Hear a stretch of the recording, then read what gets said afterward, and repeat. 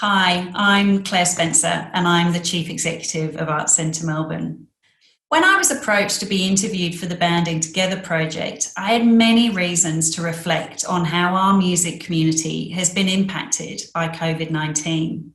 The Arts Centre's venues such as Hamer Hall and the Sydney Myer Music Bowl regularly host amazing live music experiences, and the Australian Music Vault's permanent exhibition and digital channels tell stories about our music community that are both engaging and insightful. I felt I had some perspectives to offer looking from the inside and with an understanding of some of the special magic that music and the performing arts more broadly bring to our lives and to our communities. Arts Centre Melbourne's venues are situated right in the heart of the arts precinct, and they form part of an incredibly vibrant and dynamic music culture that is omnipresent right across the city of Melbourne. While my Banding Together insights only reflect a part of that whole ecosystem, I'm very aware of the interconnectedness and collaborative nature of our music community, how important it is to all of us, and how it helps to define Melbourne. So I was delighted to know that Melbourne Lord Mayor Sally Capp has also been involved in the Banding Together project. Her perspectives on the importance of Melbourne's music culture and how to ensure this vibrant and diverse music ecosystem is supported effectively are heartfelt. When we begin to regenerate one of the world's greatest music cities post-COVID-19, it is the qualities reflected in this interview that will be vital to meeting those challenges. They're sentiments that I share, and I look forward to Arts Centre Melbourne collaborating with Sally and her team as Melbourne comes alive with music again. Well, as Lord Mayor of the City of Melbourne, we certainly appreciated how important the music industry is to our city. I would often use stats that would astound people at how musical our city is. One of those is that every weekend, almost 120,000 people would be going to see a live music performance within our municipality, which is more people than going to see a football match in our municipality. And we're always highly regarded as a sporting capital, but not always appreciated for our music prowess and our participation and appreciation of music. And that's exactly what we love about the music ecosystem here in Melbourne, is the variety, and all of those things happen within the city of Melbourne. We still have to exist within a world of uncertainty. What we are seeing is, of course, people can't come back physically to support musical acts in the way that we're used to here. We're a city of great participants and we're used to gathering. It's been a hallmark of Melbourne, part of our global reputation. As a result of COVID, so many venues are struggling, so many artists don't have places in which to perform, and of course people don't have the same opportunities to come in and enjoy and listen. We have seen, as much as we can, people using online platforms to continue to perform and to appreciate musicians and music and what it does for our city. From the big global events through to smaller events. And part of our arts grants program was to support artists to be able to do precisely that, and frankly to survive as well during this terrible time. We know that Melbourne Music Week is a major event that the City of Melbourne conducts, and we are planning to go ahead towards the end of this year. It'll be very different, we know that. And yet we're trying to make it equally as special. These are extraordinary circumstances, so how do we continue to create an extraordinary environment for which our talent can flourish? And that's why this year it's very much a focus on local venues, local artists. Not to say that we haven't had those components, but they've been within a bigger program. And as we move forward, I think we've got to be fiercely loyal, and we've got to really show solidarity for our talent here, our venues here, our promoters, and everybody that's involved in the music industry. It has a very, very long and broad spectrum of people that actually contribute to the vibrancy and success of our sector, and we have to find ways of continuing to support and be fiercely loyal to the people that are here. So many things happened at the start of the COVID lockdown where we're almost responding, I won't say knee-jerk, but it was very much the day-to-day demands and needs of people, particularly people in hardship. Our level of government, we were there to support the decisions being made from a health perspective, but our position as local government is the most closely connected to community and the people that are used to operating in our city, and so the reaching out for support and help was almost immediate. In responding to that, we started to see, of course, some trends emerge very, very quickly. And for sectors that rely on bringing people together into groups, even at the moment small groups, but particularly larger groups, larger venues, our future, certainly in the near term, has changed dramatically. And we started to see that fairly quickly when the demands for help or the requests for help that were coming maybe from individual artists started to come from organisations and places that have been established as part of the Melbourne fabric that you would assume, I mean, they're institutions, and you would assume that they've been here for centuries, they'll still be here for centuries, and yet they too were calling out for support. And that made us realise that the very foundations of this sector were in need of help, were vulnerable and fragile, and that things were going to change. But I have to say, we've also seen amazing collaboration and cooperation, incredible listening in a way that we haven't seen before. I think genuinely listening to each other and what our needs are.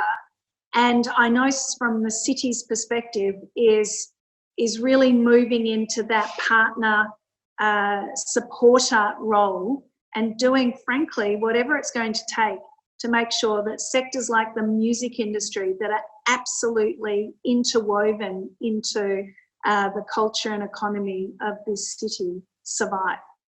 Collaboration was a hallmark of Melbourne. I've worked in many other cities around Australia and around the world, and the way that we come together here in Melbourne to work together really has been a distinguishing feature, so something we've always been proud of. But it's really going to take a lot more than working together where we can find mutual interests. We're really needing to take the next step, and that is to move into collaboration and cooperation where, frankly, it may not be obvious what the immediate benefit is going to be to some of the partners who come together, but knowing that each tiny part of the tiny role that each of us can play can make a really big difference in times like these, and putting every effort into those regardless of whether it's a big priority for us at the time, it might be a big priority for someone else. We've got to make sure that we can stand there with them.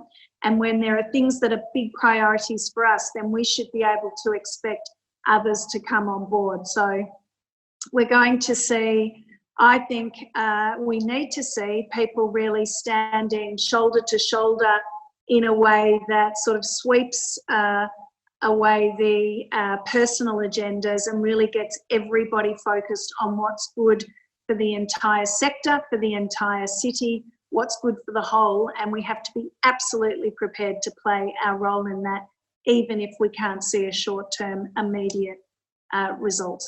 In the 2 years since I've been Lord Mayor, we've faced some extraordinary circumstances, and each one of those challenges I've thought, wow, that's, you know, a whole nother hurdle that we've faced together as a community. But I've got to say, this is the most extreme and extraordinary situation that we find ourselves in, because we're all in it together. It's not as though we can look to some parts of our community that haven't been impacted and look to them to shoulder more of the burden. everybody is impacted by this situation. And in those early days, it was really sitting down as a leadership team and saying, what is the crucial role that we need to play at a time like this, and ensuring that we delivered on those things really well. And I say that because as a level of government, there are certain responsibilities that we have. We had to ensure that we could keep doing those things. And they sound basic, but they're important. We had to keep collecting people's rubbish. We had to make sure the maternal health services continued, even if they were via Zoom or some other technology platform. We needed to make sure that our elderly were receiving meals if they were expecting them. And of course, for our most vulnerable, our rough sleepers, that we could continue to deliver their services and everything in between. So by focusing on our essential services, our core responsibilities, and delivering on those, it also created internally a great sense of purpose and focus at a time when there was so much uncertainty around us, which is very centering. It's also very humbling, and we needed good teamwork. So it was a great way to really bond. And then externally, I think in addition to the services themselves, it created a sense of confidence that we were there doing the things that are our core responsibilities. And that then gave us the space to move into some of the other support package work that we've done, and certainly starting to plan for post-COVID, that wonderful horizon that's out there when we can be full pelt, full throttle again, which will be fantastic. In the meantime, for myself personally, I've really used that sense of purpose as a big motivating tool, but I think there are opportunities to focus on actually what Homer Simpson called the crisis-opportunity, the opportunity that comes during crisis, opportunity for more time with family, direct family, an opportunity to find ways of checking in with family that live further afar. We've never really bothered before, and now we're doing family trivia on Thursday nights. An opportunity, I think most importantly, to check in with myself personally and with us as a team is what really are our priorities, and to recognise that we've become very good at being busy, and this is a time to really reorient and to make sure that our values-based, our purpose approach, and making sure that humanity is at the centre of what we do. If we continue to do that, which we've done through COVID, then I think we'll be actually on a better course, as long as we can just bring everybody with us through these very difficult times. I spoke earlier about institutions and realising that they are vulnerable and fragile, and those institutions, those organisations are run by people, and it's been scary on the one hand to see how close to that fragility that we are every day, that yes, when there's a big positive momentum around the city, it's easy for us to skate over those things and to keep sort of hooking on to the next positive thing, even if underlying there are concerns and issues. Of course, those have really come to the fore, and it's been terrific to see how open everybody is to that, to showing personal vulnerability as well as accepting others. One of the first things we did actually for our small businesses in the city was to run a virtual summit. And a key component of that summit was around mental health and wellbeing. And we've never had that as a component of some sort of economic activity before. It's always been focused on numbers and visitors or customers and marketing and these sorts of principles, but to really recognise that for us to be successful, we all have to be well, and we all have to be well from an emotional, mental and physical perspective. And we can't lose sight of that in coronavirus, where we have been very focused on that physical wellbeing as a priority, and I'm signed up for that. But of course, there have been so many other consequences where we've visited fragility, and I know that I've had many moments of emotion during this, whether it's something I've felt or it's me responding to others. And it's that very human element that I think is a good reorientation for all of us, is to return to those first principles of humanity. It's sometimes hard to express how busy we have been at Town Hall, even though I'm not doing a lot of the usual things of cutting ribbons and opening buildings or opening events and attending events. And I miss all of that, but we've been just as busy in terms of responding to the challenges that have arisen. And the creativity that's come from that is literally sitting there in a situation where there is no playbook, where we can't look to other people for sage advice because they've been through this before, where we are sitting sometimes just with that blank piece of paper and trying to come up with good ideas and working with people that we haven't necessarily previously reached out to in those ways. We've really opened up our organisation to those conversations and interactions, and I think there's been a lot of creativity that's gone into responses. But of course, creativity in so many forms, us playing music even in the office and at home more than we used to, because creativity as an outlet is really important. Creativity at the centre of thinking and responding is really important. And, we have run an arts grants program to try and provide relief, but I think what's come through very clearly through the response, not just from the arts sector, but also from other members of our community, is that, we're really proud of the fact that we have such a strong arts sector, a strong music sector here in Melbourne, and we need to protect that and help grow that, because it has benefits beyond just listening or participating. It has benefits that go to what makes us a distinctive, livable, I think resilient city and community, and we can't let that go. In fact, we have to hang on to that stronger than we ever have before. There will be some long-term outcomes, and frankly, some of the situations that we find ourselves in now, COVID has given us that environment in which to actually crack a lot of the conundrums that we've had. The whole thing about rough sleepers and it all being too difficult to provide accommodation. Well, 98% of our rough sleepers are now in accommodation, receiving daily support services, receiving meals in a way that we wouldn't have imagined 3 months ago. So that's been incredible.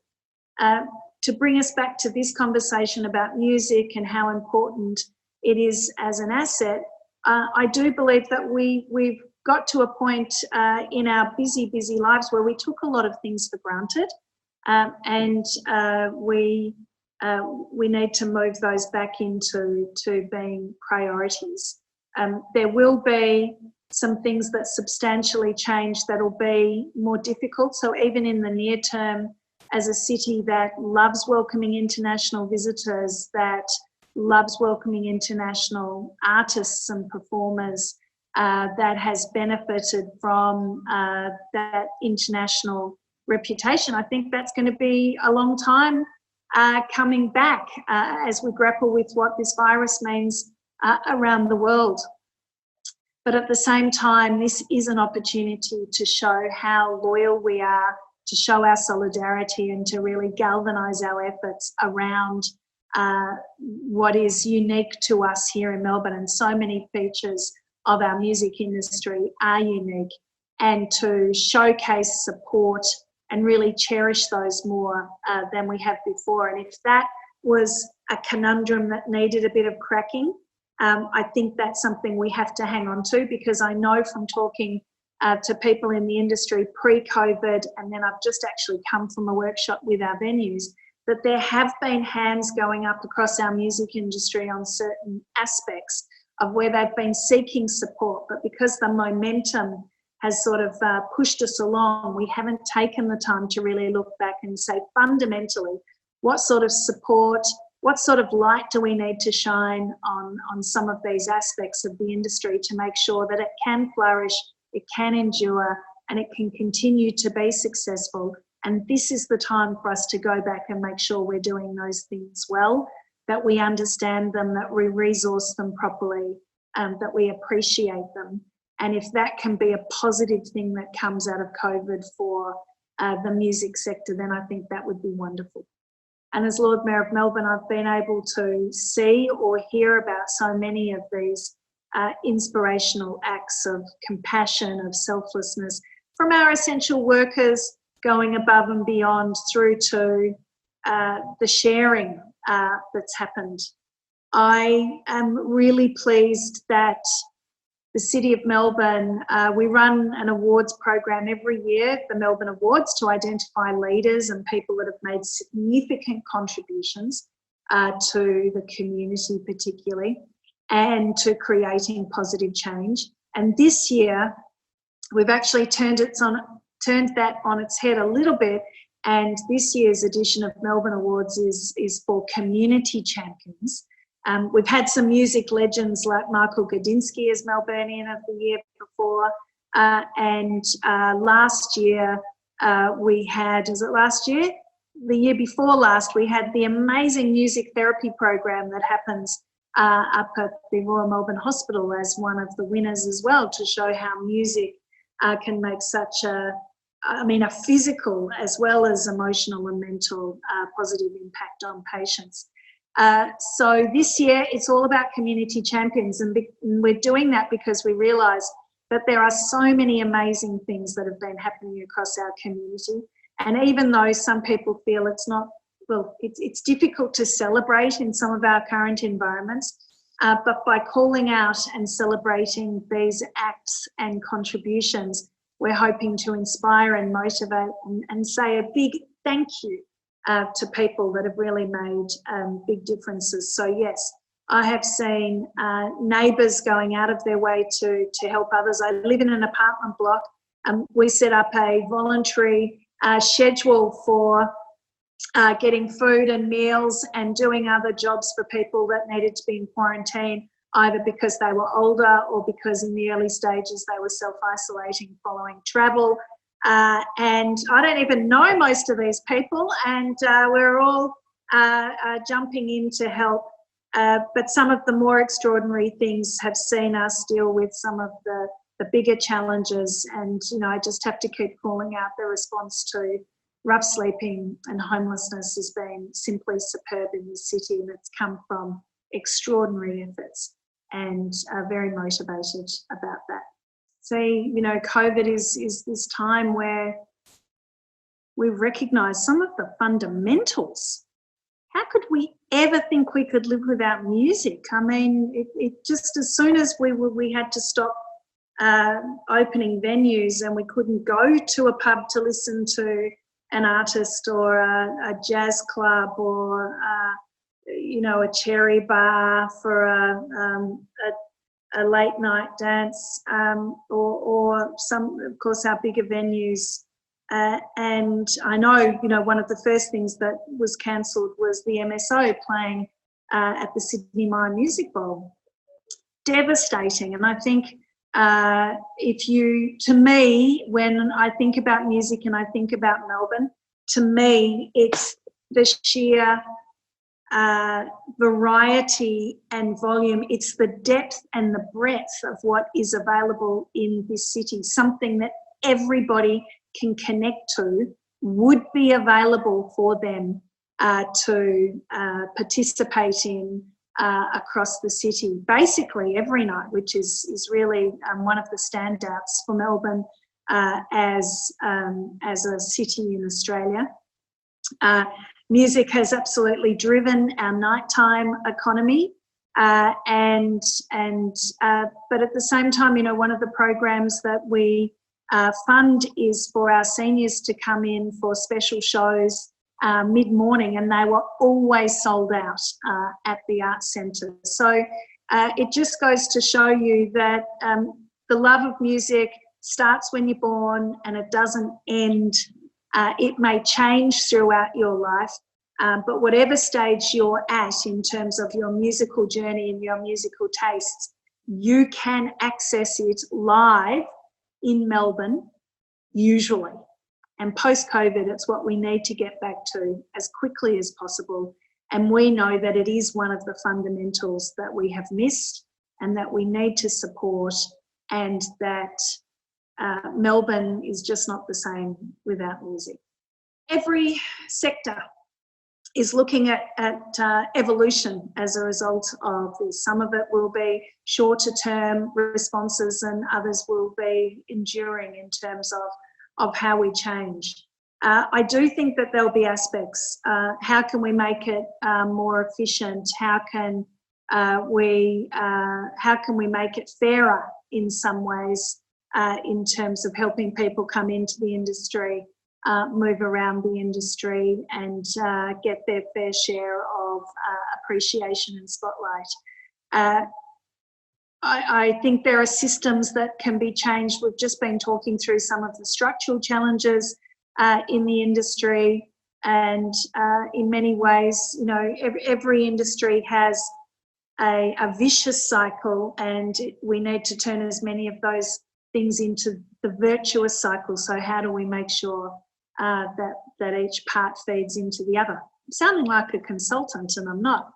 I guess, yes, I think where we can take this opportunity to rethink and improve processes, systems and structures, hierarchies, all of those sorts of things for the better, then we should be looking for those efficiencies. At the City of Melbourne, we're certainly looking across the ways that we support, or in sometimes, frankly, we hamper the music sector. Where can we get out of the way and where can we become more involved?